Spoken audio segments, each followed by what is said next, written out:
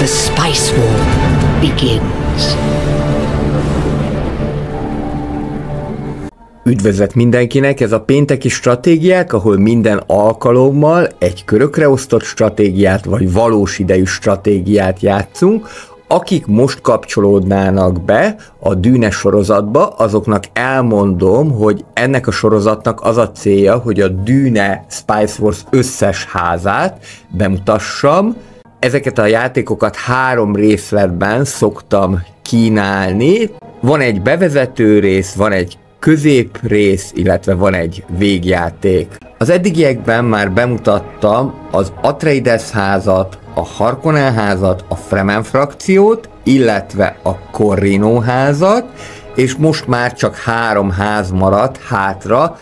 A YouTube-on meghirdettem egy szavazást, ahol pont egyformán szavaztatok a Smugglers, vagyis a csempészekre, illetve az Ecas házra, úgyhogy ezek közül most akkor a Smugglers-t, vagyis a csempészeket fogom bemutatni, akik méltóak arra a névre, hogy ők a legaljasabb frakció. Frakcióról beszélünk, és nem nagyházról, hiszen ők nem tartoznak a nagyházak közé, ennek ellenére igen kemény meglepetéseket tudnak okozni az ellenfélnek. Ami pedig az Old World szériát illeti, az első évad a rómaiak 100 évével véget ért, viszont tervezem még azt a sorozatot is folytatni valamikor október-november környékén. Most viszont lássuk a Dune Spice Wars játékot, és nézzük meg, hogy melyek a csempész, vagyis a Smugglers frakció sajátosságai, előnyei, illetve hátrányai. Ez a pénteki stratégiák, a főcím után kezdünk.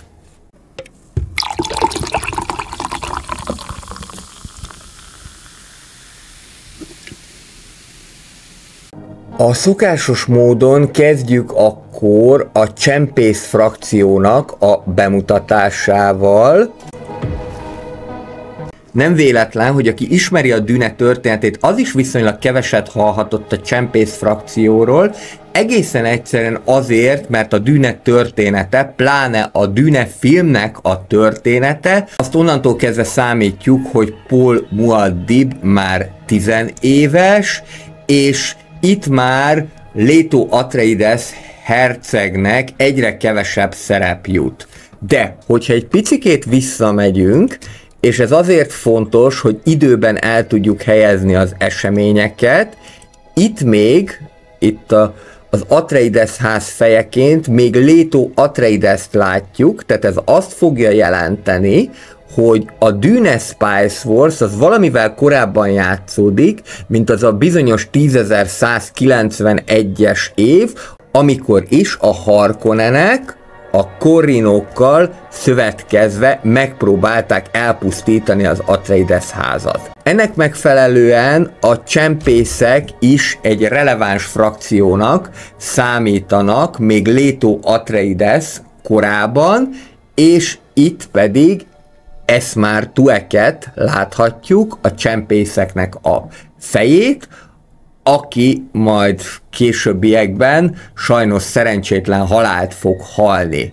De most még körülbelül a 10.170-es évek környékén tarthatunk, itt játszódik a Dune Spice Wars-nak a története. Azt gondolom, hogy a készítők részéről ez azért egy szerencsés választás, mert ennek következtében nincsen annyira felül reprezentálva az Atreides ház, különösen pedig Paul Muad'Dib, mint amennyire ezt akár a Dune 1-2 könyvben, az alapműben, illetve a Dune filmekben láthatjuk.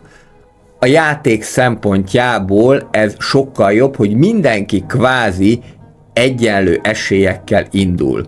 Ennek megfelelően a csempészekről viszonylag kevesebbet hallhatunk a Dune regényfolyamban. Természetesen azért szerepelnek maga Esmar Tuek, illetve az itt látható figurák is szerepelnek, de mint csak egy mellékszereplőként, Viszont, hogyha azt mondom, hogy Gurney Halleck is a csempészekhez csatlakozott a későbbiekben, akkor már lehet is látni, hogy a csempészeknek és az Atreideszeknek van valamilyen fajta összefonódása a Dűne történet szerint. Ez nem azt jelenti, hogy a játékban is jóban lesznek egymással. Ugye ez az a játék, ahol minden lehetséges és minden megtörténhet, még akár az is adott esetben, hogy az Atreideszek és a Harkonnenek szövetkezzenek egymással. Zárójelek zárójele, egyébként nem mindig voltak olyan nagyon rosszban, de hogy mi történt, miért lett a két ház között ellenséges hangulat, azért érdemes elolvasni a Frank Herbert utódja, Brian Herbert, illetve a Kevin J. Anderson szerző páros által írt könyvet, a Dűne Harkonnen házban található meg a szükséges információ. De most nézzük a csempészeket. A csempészeknek az első és legnagyobb előnyük lesz, hogy az ellenséges falvakban föld alatti bázisokat, föld alatti rendszereket tudnak létrehozni. Ennek következtében sokkal jobban tudnak majd beszivárogni az ellenséges területekre, és ez azzal is együtt fog járni, hogy bérgyilkosságot is könnyebben tudnak majd elkövetni, ami igen veszélyes ellenfelekké teszi őket. Mivel csempészetről van szó, amely akárhogyan is nézzük, egy illegális tevékenység, ezért az egységeik 10%-os sebesség bónuszt fognak kapni a harcban. Még egy bónuszuk, hogy amennyiben távol található a Siege-től, vagyis a központi bázisuktól az adott falu, akkor sem fognak autoritás büntetést kapni. Ugye ez más frakcióknál úgy működik, hogy minél távolabb található központi bázistól, legyen a Siege vagy palota, az adott terület, amelyet szeretnének elfoglalni, annál több autoritásba, vagyis fennhatóságba fog ez kerülni. Viszont a 3 bónusz mellett van egy máluszuk is, vagyis hátrányuk. Amennyiben saját falut szeretnének elfoglalni, akkor bizony 50%-kal megemelkedik az autoritás, amelyet erre áldozni kell. Mint minden frakciónak, a csempészeknek is további jutalmak járnak, hogyha elérik az 5000, illetve a 10.000 hegemóniát. Habár a csempészek, mivel frakció és nem nagyház, eleinte nem rendelkeznek szavazattal a láncrádban, azonban el lehet helyezni ilyen bounty-kat, vagyis jutalmakat az egyes láncrád szavazások eredményére. Ami azt jelenti, hogy ha arra szavaznak az egyéb frakciók, amerre mi elhelyezzük ezt a jutalmat, akkor szavazatonként 20 Solaris lesz a jutalmuk. Vagyis ezzel bizony lehet mások szavazatán keresztül befolyásolni a Láncrád tanácsnak az eredményét.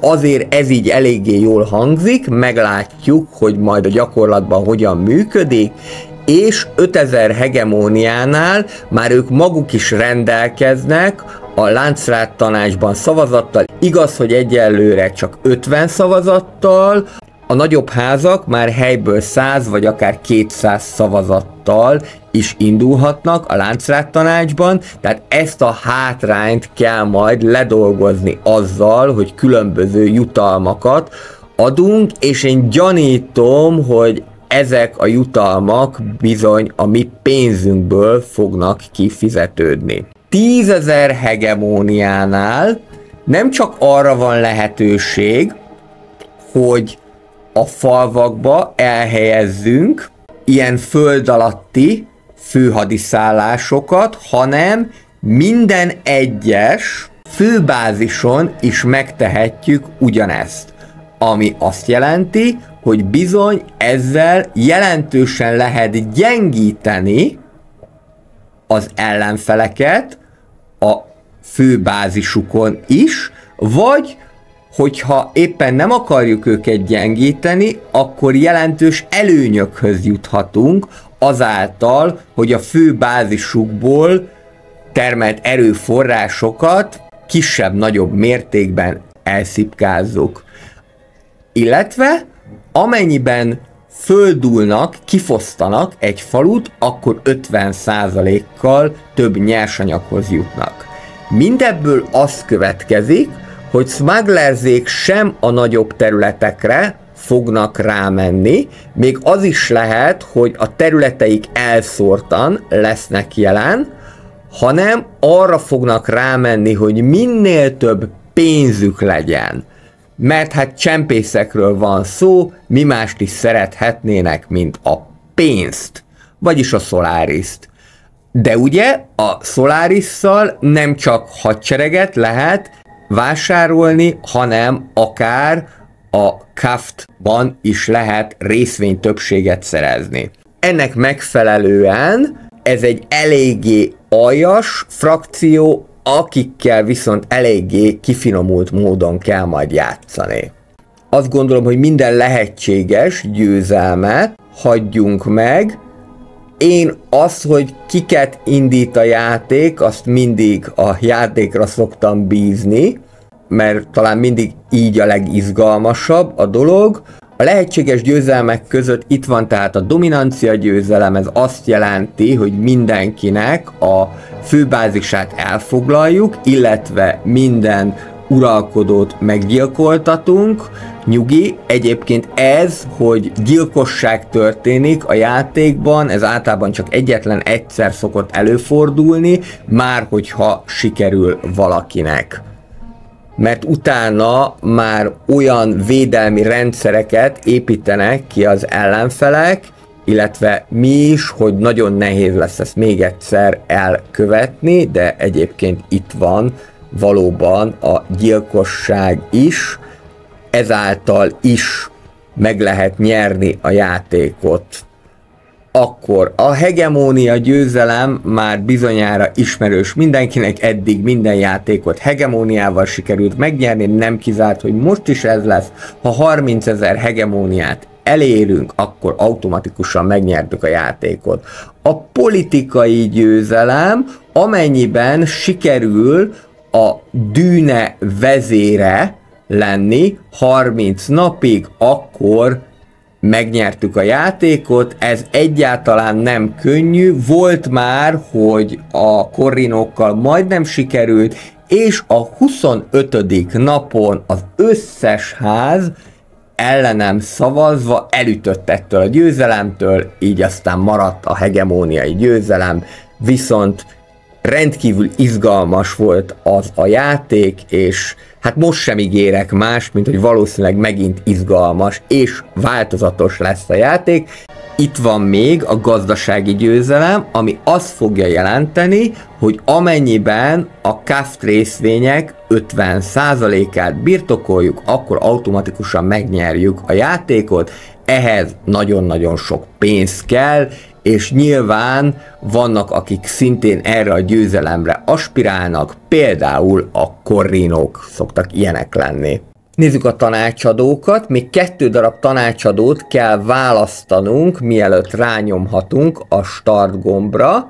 Staban Tuek, Esmar Tueknek a fia, amennyiben ezek a föld alatti főhadiszállások nem rendelkeznek üres kiterjesztéssel, vagyis ez azt fogja jelenteni, hogy minden lehetséges kiterjesztést megépítettünk, akkor szomszéd föld alatti főhadiszállásonként 4 darab Solaris-t fog nekünk termelni.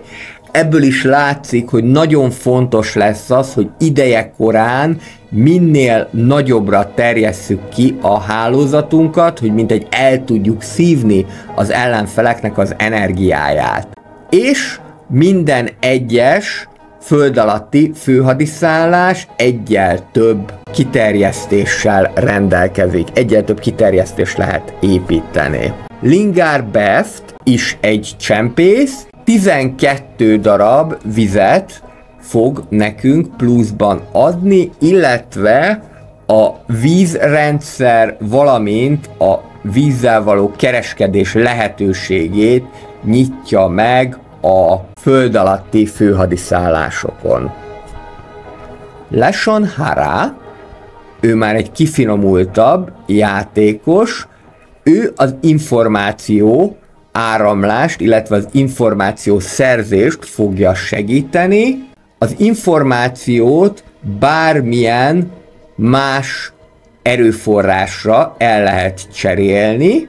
A megszerzett információ szint, amely ahhoz kell, hogy egyrészről többet tudjunk meg az ellenséges frakcióról, illetve nagyházról, valamint ahhoz, hogy gyilkosságot tudjunk kezdeményezni, illetve végrehajtani, ellenük 50%-kal lassabban fog erodálódni.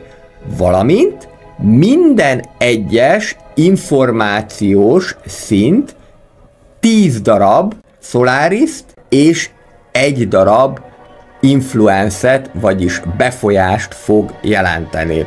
Az influencek segítségével lehet többek között például szavazni a Láncrát tanácsban, akkor is, hogyha nincsen szavazatunk. És végül Stakhanov pedig azt fogja tudni, hogy azok a falvak, akiknek a szomszédságában nincsen csempész régió, azon falvak ostroma 100%-kal tovább fog tartani, illetve 20%-kal többet fog termelni. Ez nyilván azt fogja jelenteni, hogy bár a felszínen nincsenek jelen a csempészek, azonban a föld alatti főhadiszállás nyomán igen. És amennyiben mégis elfoglalják ezt a falut, akkor 50%-át az autoritásnak visszakapják kompenzációképpen. Nekem akkor tetszik a Staban Tuek, illetve a Lashon Hara, általában ez mindig így szokott lenni, hogy egy könnyebbet és egy nehezebbet választok, de ebből is lehet látni, hogy nagyon sokfajta variáció van, mivel ezek a gameplayek arról szólnak, hogy a lehető legteljesebb módon mutassam be az adott frakciót, mert azt lehet látni, hogy ez nem egy könnyű játék, összetett, változatos, de cserébe izgalmas és nagyon gondolkodtató is, ezért mindig próbálom a lehető legteljesebben elmondani, hogy mire számíthatunk. Kiválasztottuk a frakciót, kiválasztottuk a 2 tanácsadót, kezdődhet a játék. Ahogyan ezt már megszokhattuk, egyetlen egy területtel kezdünk, és majd fokozatosan kell őket egyre kiterjeszteni. Az Ornit igazából akár automatára is tehetném, itt vannak a különböző katonai egységek, és akkor rögtön készítsünk is 2, mert minél előbb fűszert kell termelnünk, tehát ezt már rögtön érdemes is elfoglalnunk. Szerintem automatára állítom az ornitoptert, és akkor nem lesz vele gondunk. És az lenne a cél úgy első körben, hogy egyrésztről foglaljuk el itt ezt a bázist. Ez viszonylag könnyen fog menni, mert még a palota, vagy jelen esetben a főhadiszállás is lőni fogja azokat, akiket megtámadunk. A smugglerzék egyébként nem számítanak túlságosan erős hadseregnek, de itt jelen esetben most ezt könnyen le fogjuk nyomni, mert van egy bizonyos hatótávolsága a palotának is. És ezt pedig könnyedén meg is fogjuk szerezni, ezek nyilván még az első lépések, de hát ugye már elkezdték a Harkonnenek is a terjeszkedést. És akkor ide egyrészről megvédjük a területet, másrésztről pedig már jöhet is a fűszeresnek a megépítése, hiszen aki még nem látta ezt a sorozatot, annak elmondom, hogy bizonyos időközönként ki kell majd fizetni a kaftot. Jelen esetben most még csak 80 fűszert kell nekik adni, de ez majd egyre több lesz, és ezt érdemes is megtenni, mert hogyha ezt elmulasztjuk, akkor annak bizony következményei lesznek. Méghozzá számunkra hátrányos következményei. Nézzük akkor a kutatásokat. A kutatásoknál egyébként nagyon jó, hogy mindig pauzálja a játék, amikor egy-egy újabb ablakot megnyitunk. A kutatásoknál ugye különböző lehetőségek közül lehet választani. Ezek, ahol látjuk ezt a kis jelzést, ezek a tipikusan smugglersre vonatkozó kutatások, ezeket más nem tudja elérni. Nézzük akkor sorban ezek az alapkutatások, és aztán majd ugye egyre lassabban fognak ezek jönni, mert egyre több időt fognak igénybe venni, de hogyha jól látom, akkor eléggé sokfajta, tipikusan Smugglers-féle kutatás van. Aki játszott Nordgarddal, amely egyébként szintén a Shiro Gamesnek az alkotása, az már ismerheti ezt a rendszert. Nézzük. Tehát kompozit anyagok, 10-zel több plaszkretet, vagyis építőanyagot fogunk termelni. A plaszkrét a plasztik, vagyis a műanyag és a betonnak a keveréke. Gyakorlatilag minden épület felhúzásához ezt fogjuk használni, de ilyen épületet, amely plaszkrétet termel, viszonylag könnyen is lehet építeni. Jelen pillanatban 30-at termelünk belőle. Túlélési tréning, lehetővé válik katonai bázis építése az egyes falvakban, ez majd mindenképpen jó lesz. Foot in the door, vagyis láb az ajtóban, 20%-kal olcsóbb lesz föld alatti főhadiszállásnak a létrehozása azon frakcióknak a területén, amelyekkel meg nem támadási szerződésben vagyunk. Jelen pillanatban még mindegyikkel konfliktusban vagyunk, de ez a játéknak egy alapállás, ami azt jelenti, hogy bármelyik megtámadhat bennünket, és jó erős ellenfeleket is kaptunk, gyakorlatilag a leggonoszabbakat, a Harkonneneket, a Corrinókat, illetve az IX házat. Itt majd egy izgalmas dolog lesz, hogy melyikkel tudunk jóban lenni, illetve melyik mit kísérel majd meg ellenünk. Nézzük tovább ezt a fejlesztést, egy befolyást és egy darab intelt fogunk nyerni, abban az esetben, hogyha legalább egy ilyen föld alatti főhadiszállást tudunk építeni az adott frakciónál. A befolyásról már volt szó, hogy az többek között a láncrát szavazásokhoz kell, az intel pedig a katonai műveletekhez. Valamint 100%-kal gyorsabban fognak az egyes ügynökök is kiképeződni, úgyhogy akkor én mindenképpen ezzel kezdeném. Valamint itt van még a bűnöző bárók fejlesztés, ennek következtében további 15%-kal lesz olcsóbb a föld alatti főhadiszállás bevezetése, építése, de ugye itt most installation fog mondani a játék, mert gyakorlatilag beszivárgunk és orvul fogjuk ott megépíteni ezt a bázis, illetve 0,5-tel több víztermelésre számíthatunk minden egyes föld alatti főhadiszállás után. Ez lehet a második, utána jöhet a Composite Materials, illetve a Survival Training, aztán pedig majd eldöntjük, hogy mit fogunk kifejleszteni.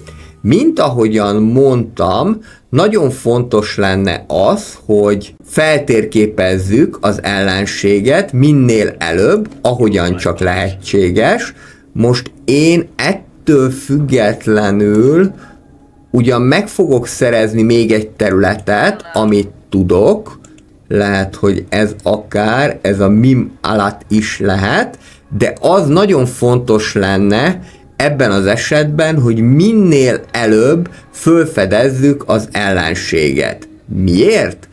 Azért, mert minél előbb fölfedezzük őket, annál előbb be tudunk szivárogni ezekkel a föld alatti bázisokkal.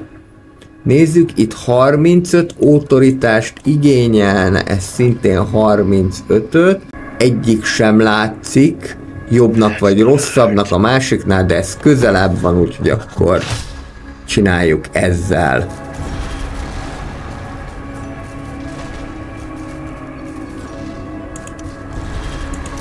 Még akár egy ilyen egységet létre is hozhatunk, viszont vigyázni kell, hogy nehogy túl nagy legyen a hadseregünk, mert a túl nagy hadsereg bizony fenntartási költségekkel fog járni. Ezt is be tudjuk húzni. Az elején nyilván még ilyen a játék, ilyen kis terjeszkedős, és utána fognak majd ezek elválni egymástól. A következő egyébként viszont szerintem itt ez lesz. Te már mehetsz is felderíteni, a Harvester pedig mehet termelni. Nézzük meg, mit tudunk még építeni. Vizet is gyárthatunk, de úgy látom, hogy nekünk itt egyébként majd Plascrétet azt mindenképpen kéne termelni, csak annak ugye 20 a fenntartási költsége. Ez viszont itt nagyon jó lenne ezt behúzni, úgyhogy ezt mindjárt meg is fogjuk tenni. Megjött a mesterlövész, és akkor ezt az Aegdakot, ezt behúzzuk. Egészen egyszerűen azért, mert itt már ritka fémeket is tudunk majd termelni, ami extra profitot fog jelenteni. Jelen pillanatban ezt le is lehet venni, mert bőven lesz annyi fűszerünk, amennyi nekünk kell. Itt már nem kapunk segítséget, de ez nem jelent semmit, mert 3-an vagyunk 2 ellen. Ráadásul van távolsági és közvetlen egységünk is. Közben pedig az Ornik szorgosan dolgozzanak. El tudunk helyezni egy ügynököt, alapvetően az elején még autoritásra is szükségünk van, illetve Solaris termelésre is szükségünk van, de miután a különböző felfedezésekhez Arrakiszi ügynök kell, ezért ezt az Abit, ezt ide fogom egyelőre elhelyezni, de nagyon fontos, hogy mivel ennek van egy olyan speciális tulajdonsága, hogy 20%-kal több intelt tud termelni, ami pedig a speciális katonai műveletekhez kell, ezért majd meggondolandó, hogy akár mondjuk egy másik frakcióba helyezzük el. Igazából mind a 3-nak a körmére lehetne nézni, de meglátjuk majd. Most még egyelőre az elsőnél elég biztos választásnak tűnik ez, hogy az Arrakiszi ügynököt választjuk. Na végül ezt nem húztátok be? De kis marhák vagytok. Mindegy. Most már következő az majd 54 autoritás lesz, de nem baj, mert ez értékesebb terület nekem. Most ezt viszont ki lehet majd fosztani. Ami értéktelen terület, azzal most nem feltétlenül foglalkoznék. Harkonnenek már is elhúztak hegemóniában, ami nem jó, de messze van még a vége. Kifejlesztették ezt a Foot in the Door-t, illetve a Criminal Barons-t is, mehetünk tovább. Legalább az egyik frakcióval jó lenne meg nem támadási szerződést kötni, ami nem azt jelenti, hogy ettől még ne kísérelhetnének meg akármit ellenünk. Ahhoz, hogy ki tudjuk termelni a nyersanyagot, ilyen processing plant kell, ami már jöhet is. Rá kell mennünk arra is, hogy minél több pénzünk legyen, ennek következtében leveszem a raktározott fűszer mennyiséget. Itt mindjárt el fogunk tudni helyezni még egy embert. úgy látom, hogy van lehetőség még ide menni. Ide küldöm az Arrakiszi ügynököt, ennek következtében egy Fremen zsoldost fogunk kapni. Jöhet még egy ornitopter. Minél előbb, minél több területet kell felderíteni, ezt érzem most a Smugglersnél aranyszabálynak, és úgy látom, hogy a térképnek a nyugati szélén vagyunk, ami azt jelenti, hogy ezeket a területeket viszont mind be lehet húzni. Tegyük is ezt, ez a kettő egyformán értéktelen, és ezt már egyszer behúztam, de ez most már gyorsabb lesz, mert 3-an vagyunk, 2 ellen, plusz még a palota is lövi őket. Egyelőre több egységet most nem hoznék létre, viszont látszik, hogy ezzel már tapasztalati pontot is szereznek. Ki is foszthatnám, de ebben az esetben csak 500 Solariszt kapnék, úgyhogy marad az, hogy behúzzuk ezt a területet. 4 nap marad hátra a következő technológia kifejlesztéséig, és 1 nap múlva nyit az első láncrát tanács. Következő ügynök szintén 20%-kal több Intelt termel. Oké, kezdjük el a beszivárgást mindenkihez. Mert egy aljas frakció vagyunk, a szó nemes és kevésbé nemes értelmében, és ennek következtében így is kell viselkednünk. Minden frakciónak megvan ugye a speciális attitűdje, ahogyan kell viselkedni. Lehet látni, hogy mivel mindenki más, aki az ellenfelünk nagyház, eleve 100 szavazattal kezd, plusz az influencek nyomán is van nekik szavazatuk, tehát ez azt jelenti, hogy a Harkonneneknek például összesen 196 szavazatunk van. Illetve vannak a kisházak is, akik most annyi szavazattal rendelkeznek, mint együttesen a többi nagyház. Nekünk egyelőre 89 szavazatunk van. Nézzük, mi közül lehet választani. A különböző gazdasági fejlesztések 50%-kal gyorsulnak föl, ezt támogathatjuk, vagy ellenezhetjük.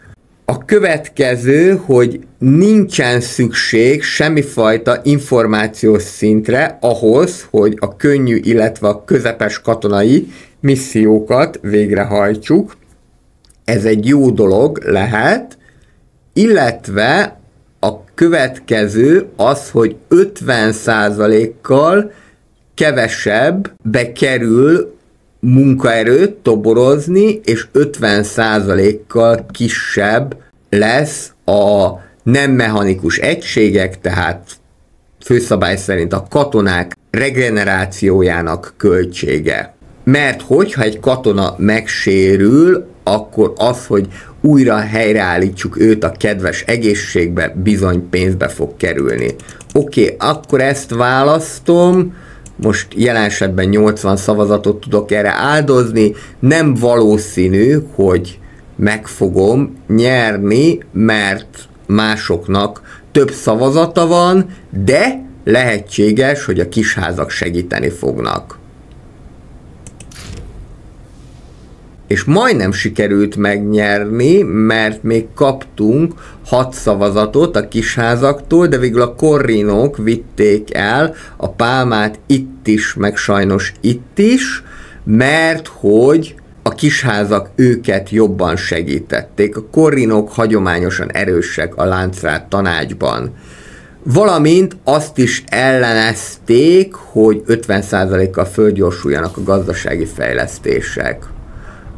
Amit nekünk most nagyon meg kéne csinálnunk, az viszont az, hogy legyen munkaerőnk, mert ez így nem állapot, hogy így fogy a munkaerő, illetve itt is ezt meg lehet építeni, ezzel a fenntartási költségeinket csökkentjük. Itt van a 3-as számú ornitopter, ő is mehet felderíteni. Itt már a Harkonnenek ornitoptere, tehát valószínűleg akkor szomszédok leszünk a Harkonnenekkel. Ezt az Arcalcust pedig majd be fogjuk húzni, amennyiben majd lesz elegendő hegemóniánk. Itt is majd el lehet küldeni egy arrakiszi ügynököt, választhatnám a pénzt is, de jobb lesz inkább a fejlesztéseket felgyorsítani. Nézzük tovább a fejlesztéseket. Ez a Tinkerer Teams, ez mindenképpen mehet.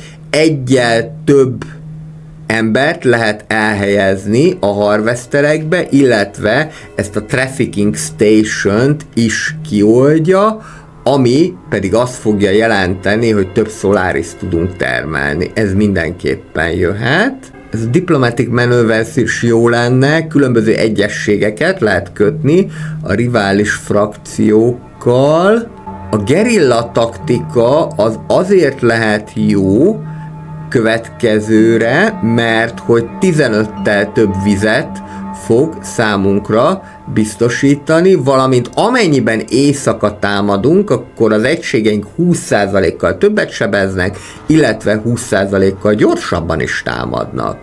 Utána jöhet szerintem ez az Underground Network, ami azt jelenti, hogy amennyiben sikerül kiépíteni valahol ezt a föld alatti főhadiszállást, akkor a kapcsolódó régiók mind-mind 5-tel több Solariszt fognak termelni, illetve a fekete piac melléképületet is megépíthetjük a főhadiszállásunkon. Itt is van egy fűszermező, ez sem feltétlenül érdektelen ez a terület, lehet egyébként ide kéne beterjeszkedni, de mindjárt meglátjuk, hogy hol vannak a Harkonnenek, és menjél erre kicsit. Még itt nincsenek, de itt már vannak. Ide már majd lehet is az első Underground Headquartert megépíteni, és akkor kérem szépen, itt vannak a különböző épületek, amikkel majd operálhatunk. A gazdasági épületek. Az első, ez a piac, ez azt fogja jelenteni, hogy megkapjuk a falu Solaris termelésének a 30%-át, illetve megkapjuk a falu Plascrate termelésének 30%-át is Solarisban. Ez egy illegális piac, ezt nyilván ott érdemes megépíteni, ahol látjuk, hogy jelentősebb Solaris termelés folyik. A következő, egyszer fogunk rajta végig menni, utána már szerintem egyértelmű lesz, hogy mit lehet építeni. A következő, hogy a vizét lopjuk el az adott falunak, legalábbis a 30%-át a víz termelésének meg fogjuk kapni. A következő, a korrupt adminisztrátorok, a falu fenntartási költségének a 10%-át megkapjuk Solarisban. A következő, a munkások céhe, 20%-kal többet fog termelni az adott falu. Ez nyilvánvalóan akkor lesz jó, hogyha kombinálni tudjuk mondjuk egy ilyen fekete piaccal, mert akkor, hogyha 20%-kal többet termelünk, akkor ugye mi is a 20%-os növekmény 30%-át fogjuk megkapni, illetve a Harvesterek Egyesülete 2%-kal meg fogja növelni a fűszertermelés számunkra és a szövetségeseink számára.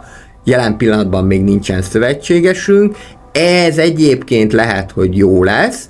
Itt látható az is, hogy milyen épületei vannak az adott falunak, tehát neki van egy research hubja, ami felgyorsítja a kutatásokat, illetve van egy dev kollektora, ami pedig vizet fog termelni. Tehát, hogyha vizet termel, akkor elképzelhető, hogy érdemes lenne a vizét lelopni. Nézzük tovább. A katonai fejlesztések, ezek a föld alatti tárolók 50%-át el tudjuk tárolni az adott falu fűszer termelésének egészen 1000 fűszerig, az elég sok egyébként. Amennyiben kifosztjuk az adott falut, akkor megkaphatjuk az ott tárolt nyersanyagokat. A következő az energia diverziók, amennyiben az adott falu energiacellát termel, ezt meg is tudom mutatni. Energiacellát például itt tudnánk majd termelni, Araluachba. Ezek kellenek majd a különböző komolyabb gépeknek, komolyabb repülőgépeknek a fenntartásához, 30%-át megkapjuk a falu termelésének. Következő pedig, hogy amennyiben valaki meghal, ebben a régióban 50 darab Solariszt fogunk kapni minden egyes meghalt ember után. Ezt nyilván oda érdemes tenni, amely a háború által jobban veszélyeztetett. Na és akkor jönnek az aljasabb fejlesztések, ezek az elrejtett dinamitok, amik azt fogják eredményezni, hogy amennyiben smugglerzék megtámadják a falut, akkor 50%-át azonnal leveszik az adott milíciának. Ez egy elég aljas fejlesztés, a meglepetésszerű támadásoknál bizony jó lehet. Következő, ez 2%-kal több munkaerőt fog termelni, és akkor vannak még a űrbéli fejlesztések, 30%-át megkapjuk a falu által termelt tudásnak, ez például biztos, hogy kelleni fog, mert itt Research Hub van. Következő, 30%-át megkapjuk a falu által termelt Intelnek, illetve a falu által termelt Influence-nek 30%-át megkapjuk, mint Intelt. 5 darab Influence-et fogunk nyerni, amennyiben az adott falu, illetve az adott frakció támogatja a Láncrát tanácsnál említett szavazási jutalmat, egyel több Láncrád megítélést fogunk kapni, propagandacella, illetve 2%-kal több Intelt tudunk majd ezzel termelni, hogyha ezt a fejlesztést építjük meg. Akkor, mivel látom az épületeket, ez alapján kell kialakítani a stratégiát, le kéne szívni neki akkor a tudását, illetve profitálni kéne a tudásából, tehát jöhet ez a spyware, illetve mivel vizet is termel, ezért akkor lopjuk le a vizét is. És még azt nézem, hogy mit tudunk termelni, illetve építeni. Én egyelőre most más nem látok, de ezt majd még itt föl kell fedezni. Megtámadni nem valószínű, hogy fogom, de elképzelhető az, hogy mivel Solariszt termel, és 26 Solariszt, ezért ezt akkor érdemes lenne szintén leszívni. Be is terjeszkedtünk az első faluba, és akkor majd mindjárt jöhet a többi is. Leginkább a rivális frakciókat derítsétek föl. Itt már lehet is látni, hogy a föld alatti főhadiszállásból már is 8 Solarisunk van. És hát ezeknek a fenntartási költsége mondhatni csak minimális. Megvan az első. Fremen zsoldos, illetve elkezdtünk hegemóniát is termelni, mert hogy a föld alatti főhadiszállás hegemóniát is jelent. Ez nagyon jó, a smugglerszéknél mindig ez a sok kicsi sokra megy, kategóriát kell figyelembe venni, na itt már a Harkonnenek próbálnak is terjeszkedni, és úgy látom, hogy itt a főhadiszállásuk. Ide még nem tudok föld alatti részt építeni, de ami késik nem múlik. Jó, ezt egy picikét följebb vesszük, és akkor nézzük, hogy ide mit tudunk majd építeni. Közben engem is megtámadtak itt, mert ez kutyának a, hadd ne mondjam milyen, ezt elég gyorsan le fogják nyomni. Jöhetnek a milíciák, védekezünk, és akkor nézzük, hogy itt mit lehet építeni. Hát ez elsősorban a Plascrate-re és a víztermelésre megy rá, tehát akkor ide jöhet egy fekete piac, illetve a vizét is le lehet szívni. Egyelőre most még mást nem látok, amit lehet csinálni, de a későbbiekben majd meg fogjuk látni. Ez a propaganda cella, ez viszont akár jó is lehet. Menjél el az esőről, Szívi. Mert ezek itt lőni fognak téged, de a korinókat is lövik.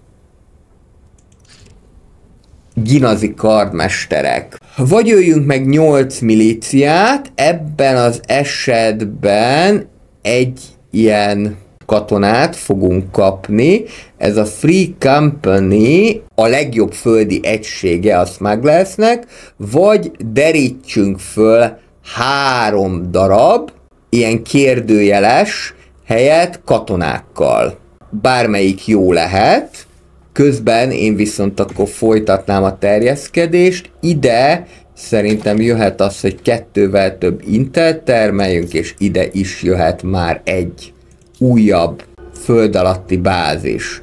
Nézzük itt mit termelnek, egyelőre még csak vizet, a vizet azt mindenképpen szeretném ellopni. 76, amit tudunk terjeszkedni, majd ezt meglátjuk. Közben viszont elértük a 2500 hegemóniát, egyébként elsőként a többiek közül. Most lehetővé válik Kaft részvényt venni. Nagyon le van esve az ára a Kaft részvényeknek, úgyhogy veszek is gyorsan egy teljes csomagot. Nézzük, milyen épületeket lehet építeni. Ez egyébként szerintem már ismerős lehet az előző dűnékből, mert gyakorlatilag ugyanazokat lehet építeni. Én most valami miatt azt mondom, hogy ez jó lehet majd, hogyha ezt a Research Centert építjük, mert most pénzt azt úgy is fogunk majd szerezni máshonnét, és akkor a Statecraft fejlesztéseknek fogjuk a legnagyobb kerületet áldozni. És így mehetünk is, most többet nem is tudunk építeni, menjünk tovább. Rögtön föl is vittük a Kaft részvényeknek az árát, az mondjuk nem baj, hogyha mások nem tudnak ilyet vásárolni. Azt mondja, hogy 8 milíciát öljünk meg, szerintem igazából ez az Aralullah lehet majd a következő jó célpont, azért, mert itt már akkor majd tudunk Fuel Factory-t építeni. Következő 20%-kal többet fog termelni bármilyen erőforrásból ez az ügynök, aki intendáns. Szerintem akár a Manpower-t, akár az Influence-et jó lehet erősíteni, vagy akár az is jó lehet, hogyha elkezdünk beszivárogni. A korrinókat látom a második legveszélyesebb ellenfélnek, sőt talán az első legveszélyesebb. Jól állnak hegemóniában, pénzben is, Plascrate-ben meg fűszerben annyira nem egyébként. Az IX-en legjobban egyébként pénzben. Jó, akkor menjen ide a korrinókhoz, és akkor hamarosan egyébként majd már a belső elhárítást is kell fejleszteni. Hát a Smuggler az ilyen, hogy mások zsírján élősködik. Egy picit hátrébb jöttök, és kéne jönnétek, akkor durra.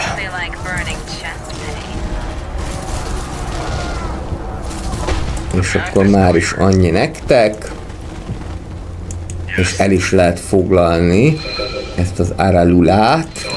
Szépen. és gyorsan foglaljátok el, mert azáltal, hogy kimentek a zonális sivatagba, eléggé leszívódott az energiájuk, de nem lesz baj. 2 milíciát már megöltünk, de a többit is el kell majd intézni.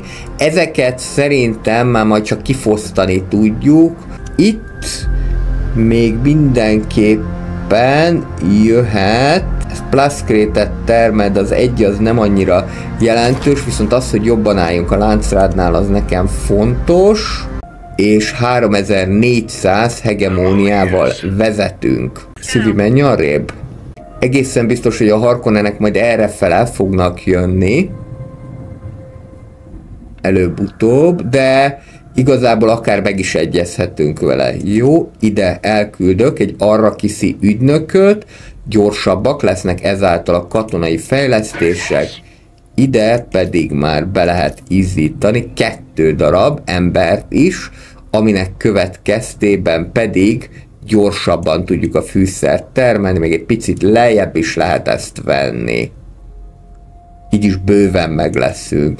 Mehettek tovább, ezt az Alkuszt pedig igazából jó lenne behúzni, de most valószínűleg csak ki fogjuk tudni fosztani. Így első körben. Viszont a milíciákat mindenképpen meg kell ölnünk, mert 27 nap van, hogy 8-at elintézzünk. Ez újabb 2-t fog jelenteni. Ezeket most szépen kinyirogatjuk. És ezt a területet most nem fogjuk behúzni, hanem most csak kifosztjuk. 500 darab Solariszt kapunk ezáltal.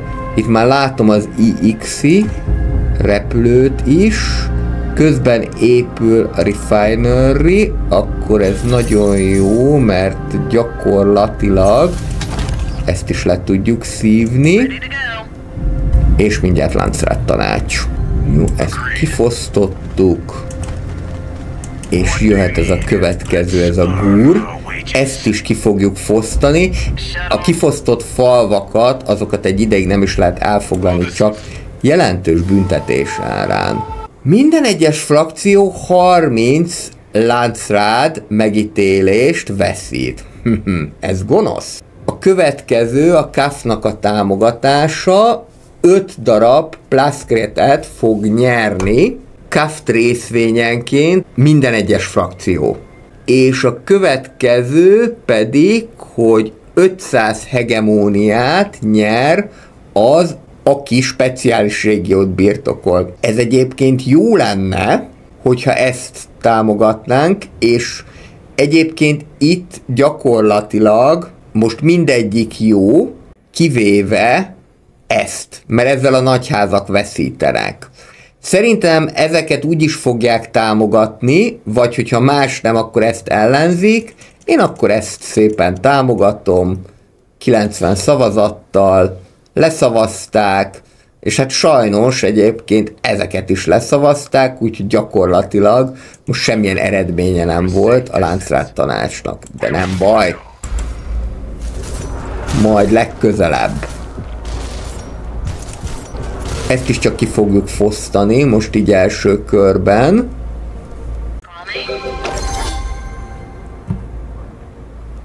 Hoppá, megint elveszítették a támogatásukat, és most itt lehet, hogy meg is fognak halni. Ha nem vigyázunk, nem baj, majd pótoljuk őket, annyira még nem májerek. Menjetek vissza a saját területetekre. Jó. Kifosztottuk, ezt megszereztük, és akkor jöhet a következő, a követség, hogy mi is rendelkezzünk láncrád megítéléssel. Már 7 milíciát öltünk meg, még egyet megölünk, és miénk az ingyen egység. Most menjetek vissza, pihenni, és ezt a gúrt szépen kifosztottuk, és akkor valószínűleg még ezt a Karálbatot is be lehet húzni. Igazából ez a Tabmach viszont azért lenne jó, hogy ne kerüljön a Harkonnenek kezére. De mivel tudunk másoknak a zsírján élősködni, ezért talán ez nem akkora probléma, tehát akár erre is terjeszkedhetünk. Megint ott van egy ritka fémes régió. Megvan ez, ami fölgyorsítja a fejlesztéseket, és hogyha lelkileg készen álltok, kedves csempész katonák, akkor toljuk, fosszuk ki Karalbat régiót is. Kéne még találni ellenséges területeket. Szerintem, ha ezt itt fölfedezted, akkor menjél itt erre délebbre, mert szerintem itt lesznek vagy a korrinok, vagy egyebek. Féreg. Nagyon gyorsan, nagyon gyors. Hát, nem, nincsen szerencsém, a harvester megsemmisült. Hú, de jó. Nem baj, majd építünk újat. Na, Verniuszék adnának nekem plaszkrétet, ha én adok nekik fűszert, pénzt, illetve intelt. Ez túl sok, apa. Ez túl sok az intel. Kifejlesztették a gerilla taktikát, és jöhet a többi, és majd akkor úgyis választunk, amikor ennek már ideje lesz. Menjetek még délebbre, ami pedig téged illet, még mehetnél te meg még keletebbre.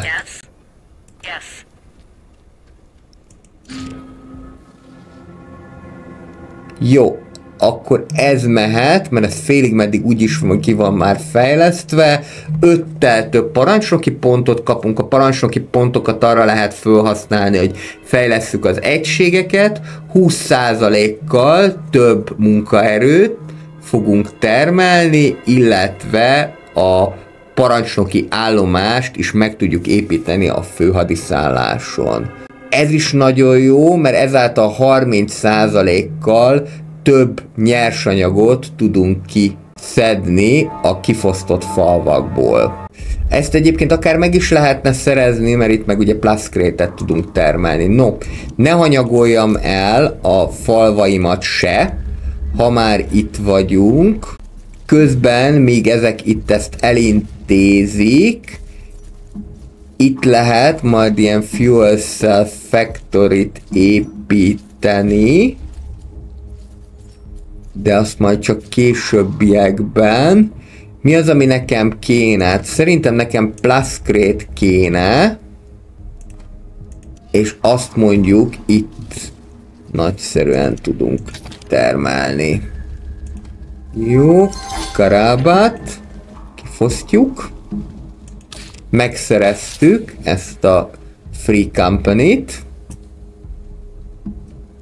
Jó, közben itt van készen a Harvester. Szépséghibája a dolognak, hogy most nem tudjuk berakodni az embereket. És egy újabb ügynök, aki 20%-kal több intelt fog termelni nekünk. Gyere szépen ide, és a következő már tényleg a belső elhárításra megy, mert kellemetlen meglepetéseket tudnak okozni adott esetben. Itt most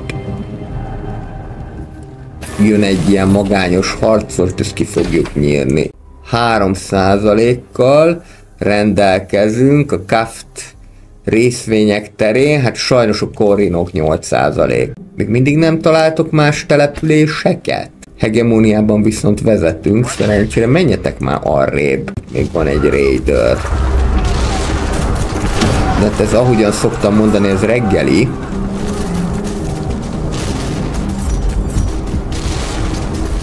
Ebből nem csinálunk olyan nagy problémát. Hoppá! Itt vannak a korrinok, jó. Mehetnek az Underworld Headquarter-ök.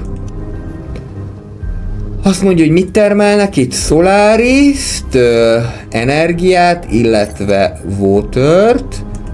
Akkor egy bootleg market az mindenképpen mehet. Itt is mehet, egy fekete piac. Akkor még a vizedet is elszipkázom. Illetve Nem tudom, hogy mennyi a fenntartási költsége, de próbáljuk meg akkor ezt a Harvester Union-t, bár mondjuk ez ide jobb lett volna, de nem baj, itt meg a tudásodat tudom leszívni magamnak. Picit feljebb kell nekünk venni, hogy elegendő legyen. Jöhet egy ember be, és hát szerintem akkor itt ezt kéne behúzni. Mondjuk ezzel nagyon közel kerülünk a Harkonnenekhez, ami nem jó, viszont majd lehetséges, hogy még lehet itt esetleg szabotálni őket. Elsőként értük el az 5000 hegemóniát, ami azt jelenti, hogy most már új bónuszokat is ki tudunk oldani. Ez még egyelőre nekem nem kell, viszont az autoritást azt föl lehetne pörgetni, úgyhogy az jöhet. Verniuszék. Ez viszont egy elég jó ajánlat, mert kérnek némi fűszert, némi plaszkrétet, némi influencet, és elég sok intel, de 2200 pénzt adnak cserébe, és ráadásul még egy meg nem támadási szerződést is. Jó, akkor ezt elfogadtuk. Köszönettel, úgysem látlak még titeket. És akkor viszont ezt pótoljuk. Ezt az elveszett intelt. Itt már indulhat is egy-egy beszivárgó cella. A császárt az baromi nehéz meggyilkoltatni. Az a helyzet. Ez viszont rögtön mehet, hogyha megtámadnának, akkor tudjunk védekezni, ezzel meg lehet őket mérgezni. Igazából most én azt hiszem, hogy a fűszert választanám inkább, hogy azt tudjuk termelni, és most 690-ér lehet venni. Oké, legyen. De most tudunk is venni. Itt, hogyha kicsit északabbra megyünk, ott nincsenek még korrinok. Valószínűleg, hogy ide be fogok terjeszkedni mindenképpen. Ez a Tabmach, ez nekem kelleni fog. És ez még nem határos a Harkonnenekkel. Sikerült megszerezni a 10 liga szívességet. A liga szívességeket cserébe lehet majd ilyen nagyobb repülőgépeket. Megnéz, 124 fűszer be a kincstárba, és akkor nézzük a további fejlesztéseket. Minden egyes falu termelése 2%-kal megnövekszik épületenként, illetve a kőműves céhet is ki lehet oldani a főbázison. Ez nem rossz, de nincsen annyi épületünk, hogy ez feltétlenül megérje. Itt ezzel azt lehet megnézni, hogy milyen fűszer átváltási arányokra számíthatunk a következő periódusban. Ugye itt egy periódus alatt azt értjük, hogy a KAF-nak amikor fizetünk, akkor ér véget egy periódus, akkor kezdődik a következő. Itt van egy speciális technológia, még ilyen scavenging drónom nem volt, most akkor ezt kipróbáljuk, hogy majd mit fog jelenteni. Ezzel meg lehet növelni a rendelkezésre álló katonáknak a számát. Diplomatic maneuver, ez is nagyon jó egyébként. A kisebb házak valamilyen apró ajándékot adnak minden egyes tanács után, és ezt pedig azért fogjuk megkapni, mert hogy a Verniuszékkal meg nem támadási szerződésben vagyunk. Ez jöhet egyszer, és utána pedig jöhet ez a Spying Logistic. Szerintem akkor egyelőre ez a 2, és akkor utána majd megyünk tovább ebbe az irányba. Mindjárt megint Láncrát tanács, mi pedig akkor el fogjuk foglalni ezt a fűszert adó területet. Az első dolog, amiben változott a történet, hogy meg lehet bizony vesztegetni a láncrát tagokat annak érdekében, hogy szavazzanak adott kimenetre. Ez 500 aranyunkba kerül, tehát például, ha azt mondom, hogy szeretném, hogy erre a kimenetre szavazzanak, hogy 100%-kal több nyersanyagot szerzünk a falvak és a sziecsek kifosztásából, akkor itt lehet egy ilyen kis jutifalatot felajánlani. Ez a másik, hogy 30 darab láncrád megítélés nyerünk, jelen pillanatban 215-ön vagyunk, és a többiek sem nagyon állnak jobban, tehát mindenki mediumon vannak, egyedül a korrénok, akik 263-on állnak, de nekünk növekszik legjobban a láncrád megítélésünk, illetve ez a harmadik, hogy 50%-kal kevesebb lesz az épületek építési költsége, illetve 50%-kal kevesebb, hogyha egy újabb épülethelyet akarunk kioldani. Én szerintem, mivel eléggé gyakran élek a kifosztás lehetőségével, ezért ezt mindenképpen magam számára itt megtámogatnám. Mivel elértem az 5000 hegemóniát, ezért már nekem is van 50 szavazatom, és így már összesen 139 szavazattal rendelkezek. Ez még mindig nem annyi, mint amennyivel a többiek rendelkeznek, de már megközelíti. És akkor rámegyünk teljes erőnkből erre. 130 szavazat, ugye lefele kerekít a program, nézzük, ezt sikerült megnyerni. 71-en a kisebb házak közül támogattak, a Harkonnenek nyernek 30 darab láncrád megítélést, és nagyon-nagyon kevesen szavaztak erre a harmadik opcióra, de a Harkonnenek nyerték meg ezt is, hogy több épületet tudnak építeni, illetve az épület helyeik olcsóbbak lesznek. Jöhet ennek a Tabmachnak a elintézése. Elég lesz nekünk 4? Hát 3-an vannak. Elvileg elég kell, hogy legyen. És ez a Fremen zsoldos előbb-utóbb majd úgyis el fog itt pusztulni. Felfedeztek-e közben újabb területeket, amik akár Corrino területek, akár valami mások? Nem, de ide kéne jönni. Nem mind a 3-nak, egynek. A többit pedig akkor menjen így erre lefelé. Mondom így erre. Te pedig erre. Ugyanis akivel nem támadási szerződésben vagyunk, azok akár le is puffanthatják az ornitoptereinket.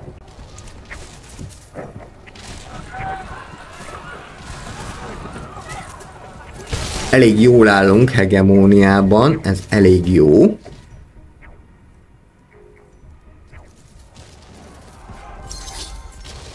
Itt Kárnóban nagyon verekednek a Harkonnenekkel.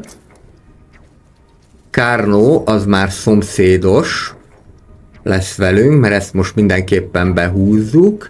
Itt akkor lehet majd Harvestert csinálni.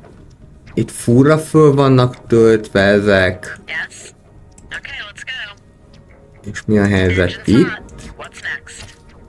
Meg itt lesznek a Verniusszék. Attól, mert még jóban vagyunk, még egy Underworld Headquarterről megkínáljuk őket.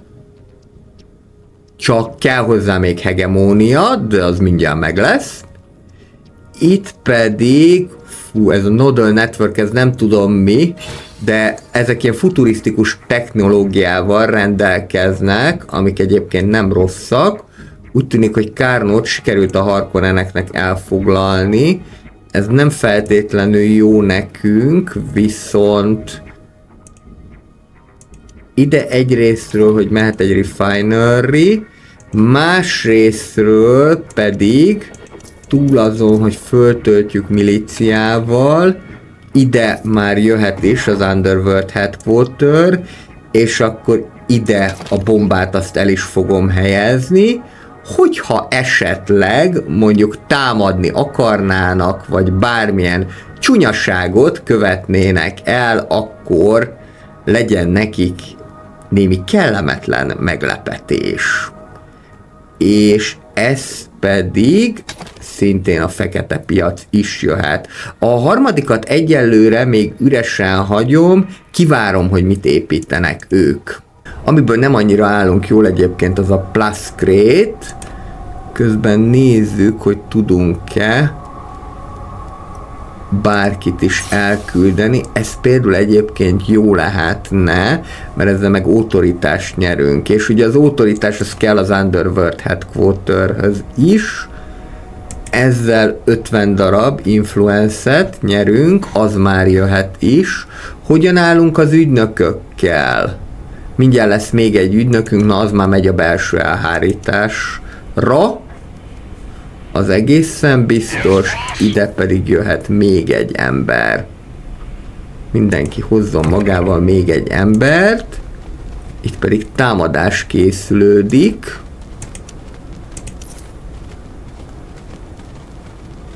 Araluach ellen.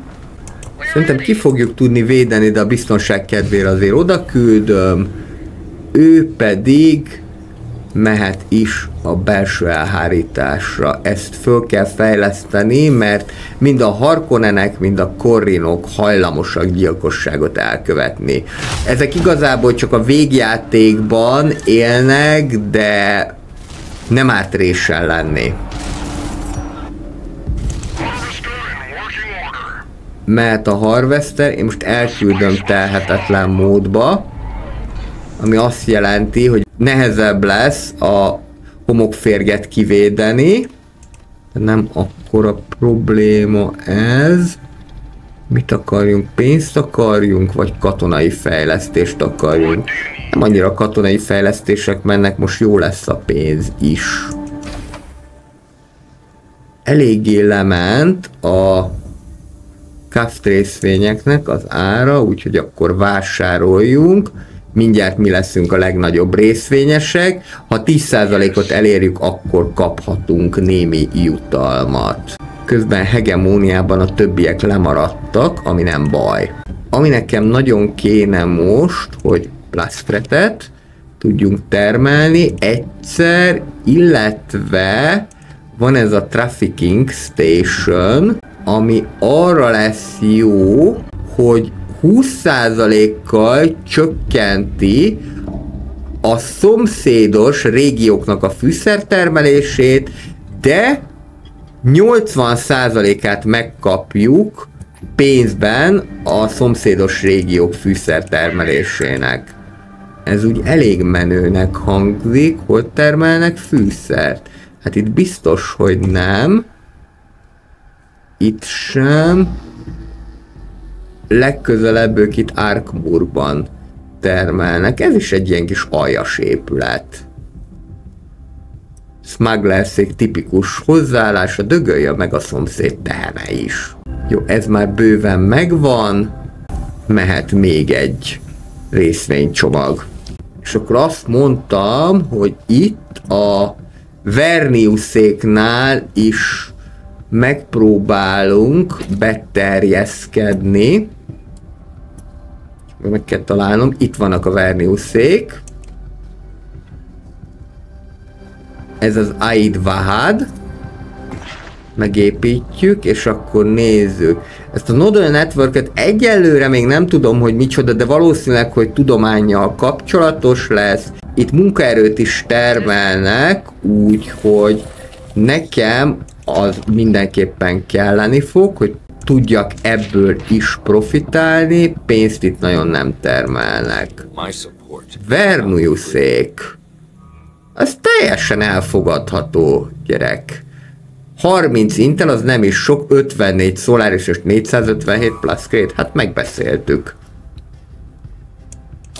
Az IX-i tudósok, jaj, ezt nem annyira szerettem, ilyen kapok egy ilyen laptoptert, és 8 darab speciális régiót kell meglátogatni. Azt még inkább nem is nézném, hogy a férget el tudom-e kapni, és akkor viszont ki tudjuk ezt oldani. Ezáltal 39-el több autoritásunk van, és innét még a vizet is meg tudjuk szerezni, nem is beszélve a tudásról. Azonnal menjél vissza, te pedig, az anyád úristenit neki! Az anyád úristenit neki! De viszont sikerült ezt megszerezni, úgyhogy akkor kapok egy kísérleti ornitoptert, illetve egy darab knowledge-et is nyerek. Tök jó. Jó, nézzük tovább, mert már lehet újabb fejlesztéseket.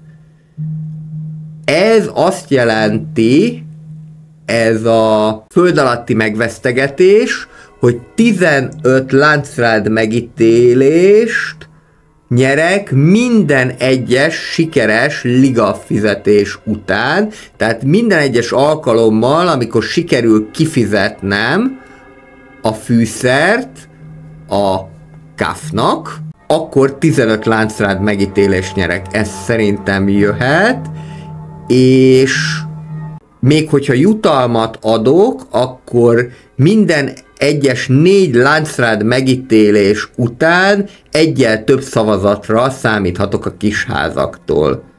Ez is abszolút jöhet, 9 nap, amíg kifejleszték, és utána ez is jöhet, ezzel pedig 4 ingyen zsoldost fogok kapni, plusz még meg tudom erősíteni a belső elhárítást is. Neked meg az anyádat, féreg, de most már nem tudok mit csinálni.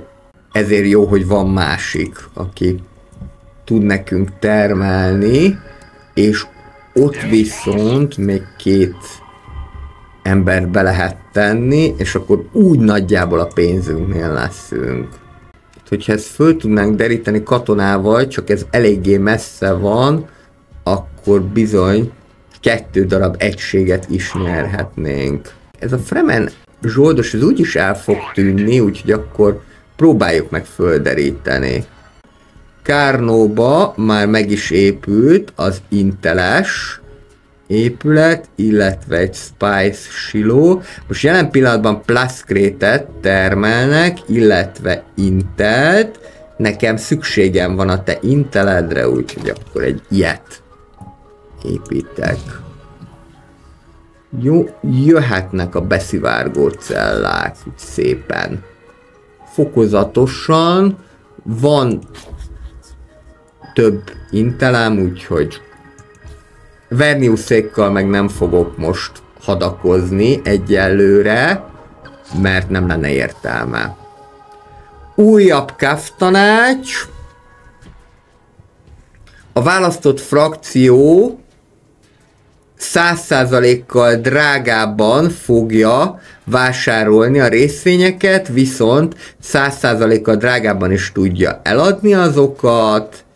Diplomata, kongresszus, minden egyes frakcióval meg nem támadási szerződést lehet kötni, illetve minden egyes felhasznált parancsnoki pont 1%-kal növeli meg a hadseregnek a fenntartási költségét. Szerintem az, hogy mindenkivel jóban legyünk, az nem egy hátrány. Amit itt lehet látni, hogy narancssárgán világít, ez azt jelenti, hogy mi már több influencert nem tudunk szerezni. Most egyébként mi vagyunk a legjobbak ilyen szempontból, mert úgy összesen 250 szavazattal rendelkezünk, a többiek mind le vannak maradva tőlünk, akkor nem is adok jutifalatot. Most szerintem nem fogok jutifalatot adni, bár... Na jó, adjunk. Mert tényleg nem tudom, hogy hogyan szavazhatnak. És akkor erre rámegyünk. Teljes erőnkkel. Ezt megszavazták a frakcióknak, ezt a máluszt, Én innentől kezdve mindenkivel jóban vagyok, legalábbis papíron. 250 volt az én szavazatom, 134-en még a kisházak is szavaztak, tehát ha kisházak nem szavaztak volna, akkor is jól jártam volna. Ez pedig, ami akár bónusz, akár málusz is lehet, mert ugye az egy hátrány, hogy nagyobb a KAFT részvényeknek a vételi ára, de az meg egy előny, hogy eladni többért tudja, ezt pedig a Harkonnenek nyerték meg, szoros versenybe a Corrinókkal, és a kisházaktól még mi is kaptunk 5 szavazatot. Így állunk akkor most, innentől kezdve mindenkivel szent a béke. De hát ez nyilvánvalóan csak idéglenes, nem kell ezt olyan komolyan venni, ettől függetlenül akár gyilkosságot is kísérelhetnek meg ellenünk. Ó, ez azért lesz jó, mert hamarabb fölismeri a Sandwormöt, akkor szépen hozzá is csatoljuk, és tessék megvédeni ezt a Harvestert. Itt pedig nézzük meg már még, hogy az IX-ek hogyan állnak. Nem gondoltam volna, hogy smugglerként pont a hegemónia lesz az erősségünk, de nem baj. És az sem baj, hogy mindenkivel szent a béke. Viszont pénzt azt nem ártana termelni, most már.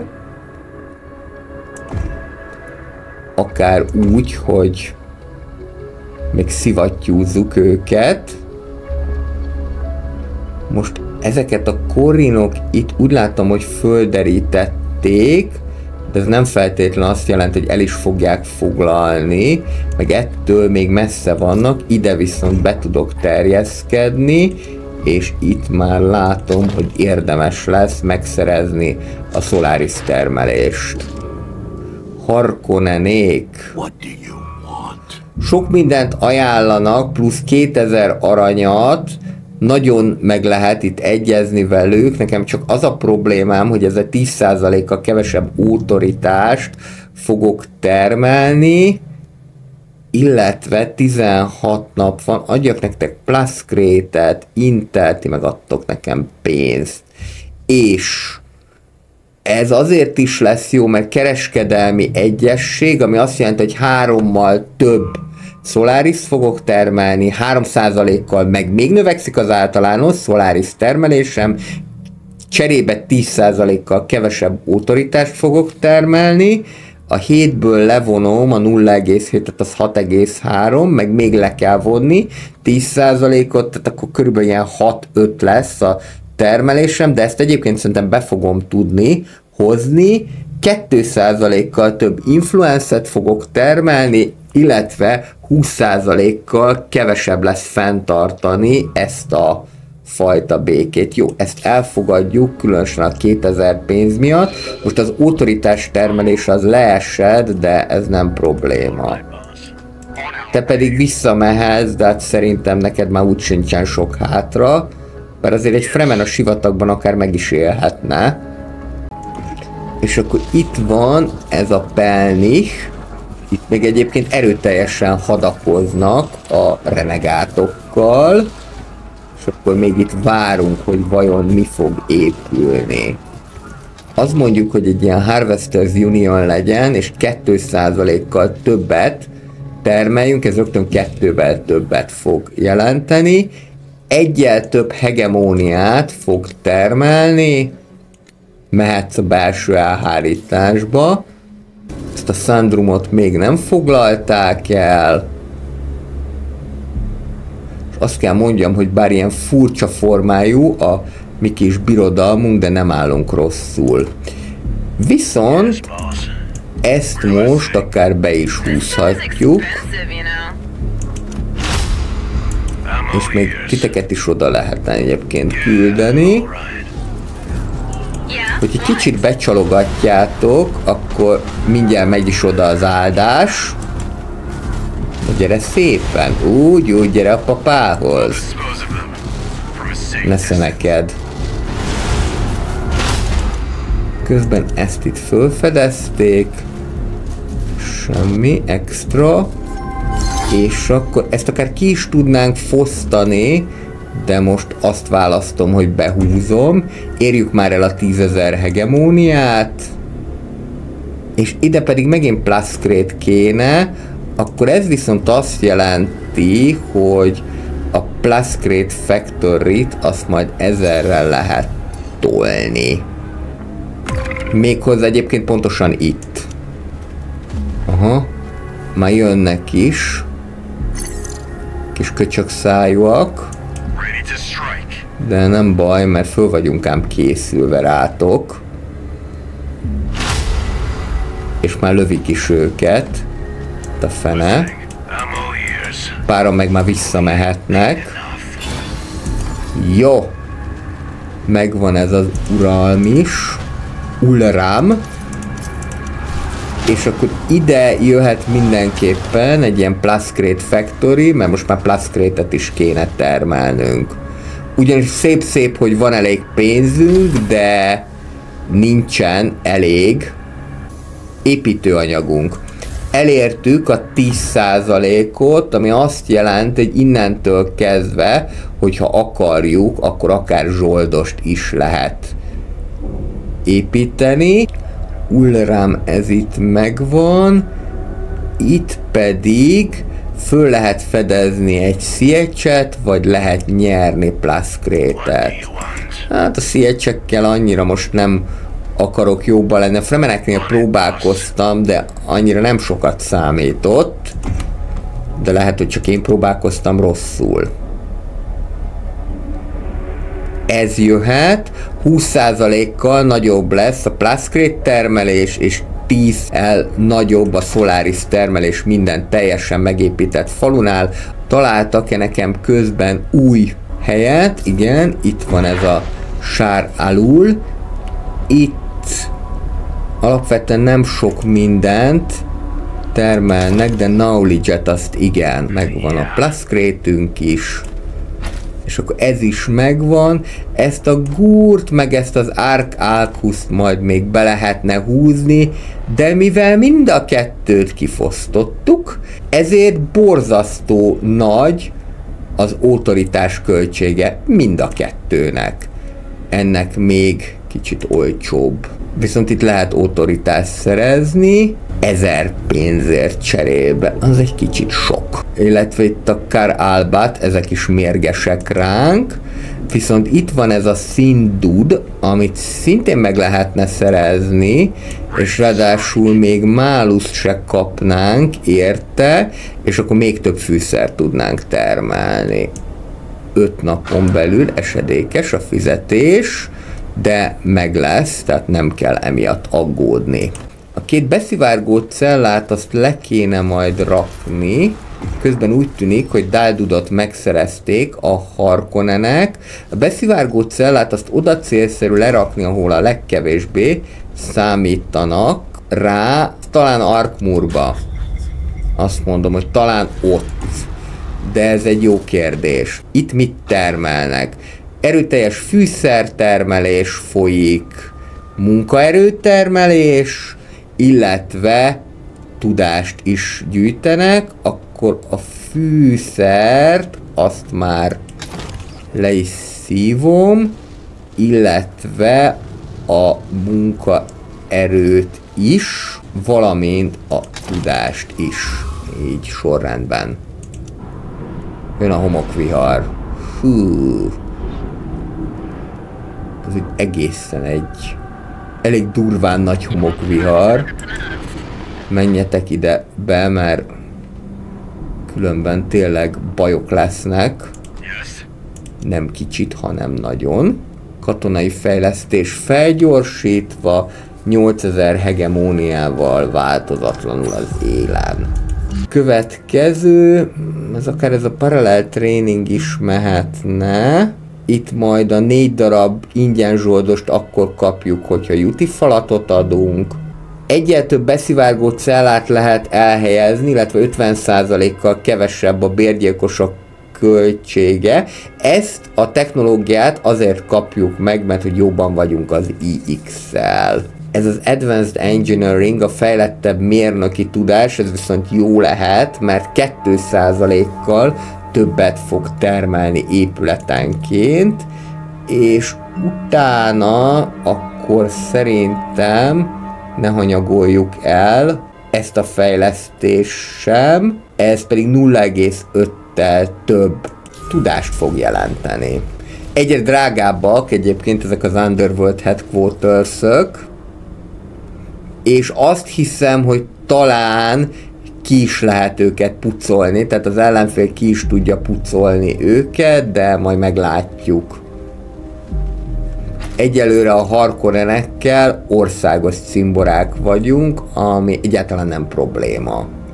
Következő ügynökünk, mehetsz te a belső elhárításba, bár az a helyzet, hogy igazából minden egyes információs szint után ő 2%-kal több influencet termelne. Most mivel maxon van az influence, ezért menjél csak a belső elhárításba. Tényleg nem akarok semmi meglepetést, különösen nem a császártól. Új láncrettanács, lehet használni a cella kereső kém missziót, és ezek 50%-kal kevesebb fenntartásba kerülnek. Na most a cellakeresőt azt akkor szokták használni, hogyha valaki ellen gyilkosságot kísérelnek meg, bár úgy gondolom, hogy ez talán még kevesebb eséllyel áll fenn, de meglátjuk, 20%-kal kevesebb lesz a katonai ereje, illetve 50%-kal lelassulnak a gazdasági fejlesztések. Igazából egyiket sem mondanám, hogy olyan nagyon szeretném. Mondjuk a Harkonnenéket gyengíteni az jó lenne, de miután országos cimborák vagyunk, talán nem kéne. És viszont a Juti falat, az pedig járna, Corrinokat se szeretném magukra haragítani, akkor beszavazzuk ezt, és most viszont én nem nagyon fogom pazarolni az influenceimet, hanem csak így ezt megszavazom, és majd inkább rámegyek ezekre a fejezetekre. 100-at hajlandó vagyok, de többet nem. Nem jött be a cellakereső, és nekem szavazták meg az anyátokat, hogy 20%-kal kevesebb katonai erőm legyen. Hát ennek nagyon nem örülök, gyerekek. Ennek nagyon nem örülök, és ki szavazott ellenem? 190 Corrinok, illetve a kicsi házak. Hát ez nagyon csúnya dolog volt. Ezért bosszúm rettentő lesz. Illetve ráadásul még 50%-kal le is lassultak a fejlesztések. Ennek nem örülök. De különben toll a fületekbe, mert anyagilag jól állok, és hegemóniában is. De az biztos, hogy innentől kezdve 1000-rel a Corrinokat fogom leszipkázni, még jobban, mint eddig. Ezt följebb kell venni, hogy legyen is craft bennünk, és a cellakeresőt is elutasították. Viszont lehet ezeket a fejezeteket támogatni, 2-vel több Solaris tudok kapni, hogyha ezt fejlesztem ki, a víz árusoknak az egyletét, illetve ezt is lehet támogatni, a tanácsnak a szemét, ami által 2-vel több ügynököt kapok. Jól van, akkor támogassuk. És így meg lehet növelni a fejezetnek a prioritását is. Ami azt jelenti, hogy sokkal hamarabb kerül ez sorra. Ez egyébként jó lenne 2-vel több ügynök. Most Corrinoék fölidegesítettek. Szerintem maradjunk a pénznél, de akkor költsük is valamire. Például mondjuk arra, hogy vásároljunk craft részvényeket. 12%-kal, mert mi vagyunk a legnagyobb részvényesek, és akkor jöhet, hát szerintem akár ez a fekete piac melléképület, mert ez 1%-kal több fűszer, plaskrét, illetve munkaerő és Intel termelést fog jelenteni. ide pedig akkor majd meglátjuk. Itt van az 500 arany, és akkor majd ide is lehet építkezni, ide pedig még intert lehet majd szerezni. Induljál visszafelé, de úgyse fogja elérni. Tudtam, hogy nem. Most már szerintem a következő az lesz, hogy hozzácsatolunk egy ornitoptert, és akkor biztonságban lesz, mert ornitopterből úgyis annyi van, amennyit nem szégyellünk. Jöhet majd még ide egy Spice Silo. Itt termelnek-e Kárnóban bármit is? Úgy látom, hogy nem. Mert ez a szomszédos régióknak csökkenteni le a termelését. Ezt pedig nem látom, hogy hova tartozik. Ja, de ez Kárnóhoz tartozik. Ezt meg most nem fogom behúzni, bár kifosztani akár kifoszthatnám. Itt pedig akkor a Research Hubot megvámoljuk. Közben már ez is megvan nekik. Ez a Qual Alnun. És akkor nézzük. Na, itt jó sok mindent termelnek, a munkaerőtől kezdve. Elég sok mindent. Most nem fogunk tudni itt addig beterjeszkedni, amíg el nem vonult a homokvihar.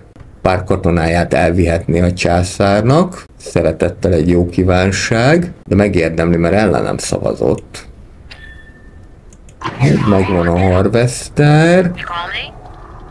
Ezt az ornitoptert akkor csatoljuk már ide hozzá. Az egyik ornitoptere meg is semmisült. Vizet azt talán nem kell termelni. Hoppá!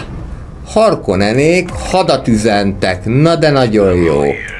Ez de egy disznóság. Na megálljatok. Na megálljatok.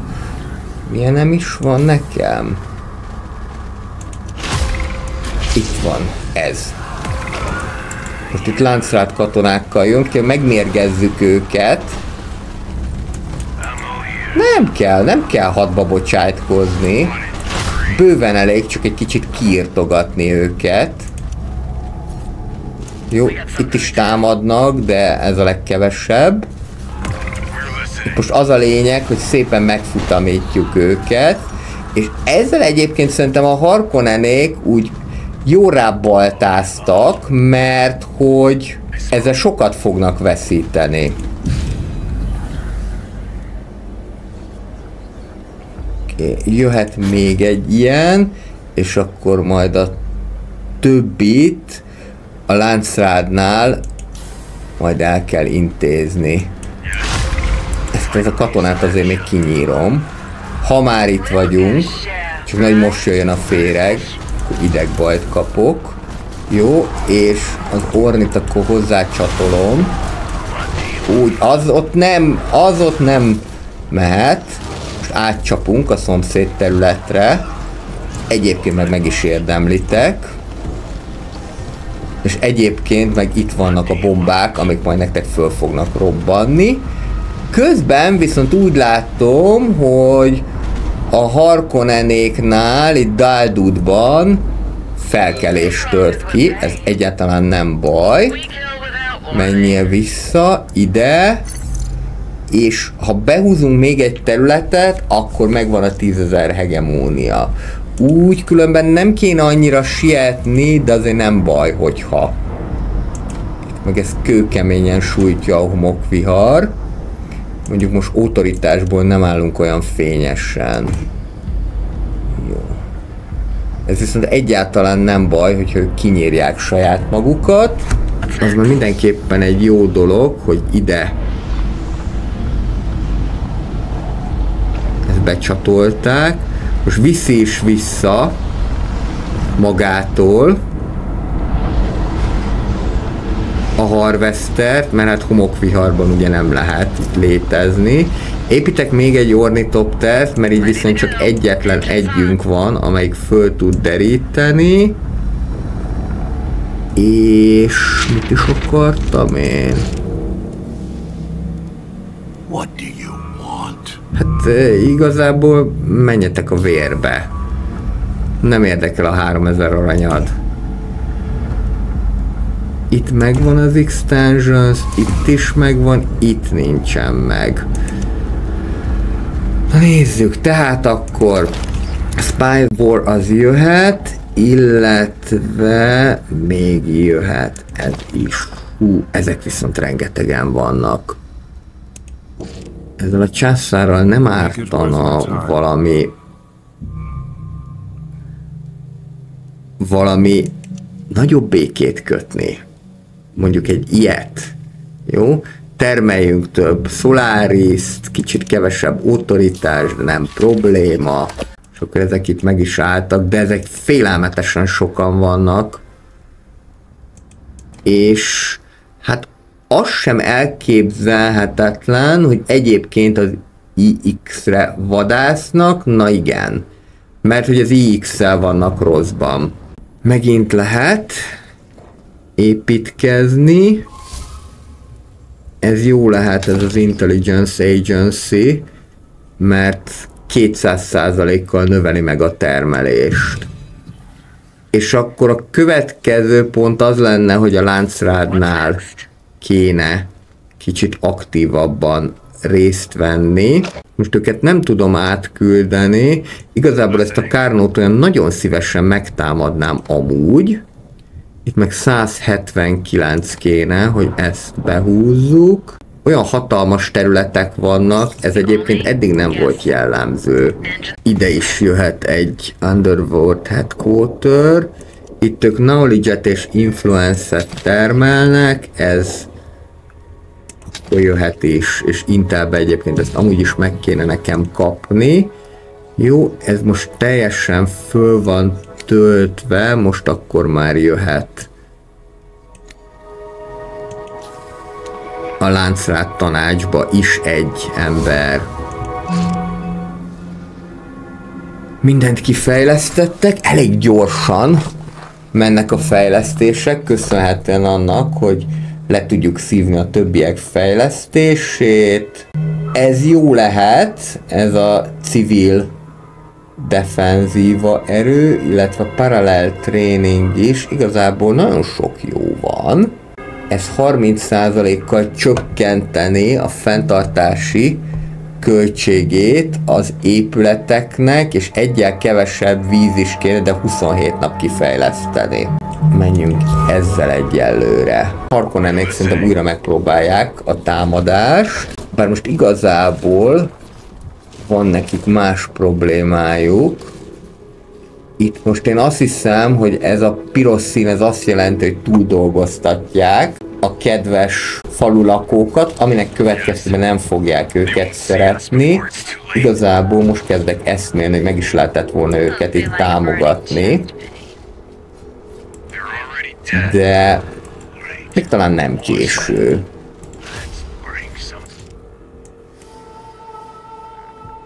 Láncrád tanács. 300 Solariszt lehet nyerni minden egyes birtokolt falu után, bár mondjuk azért ez a 2 extra ügynök is jó, akkor legyen ez a 2 extra ügynök.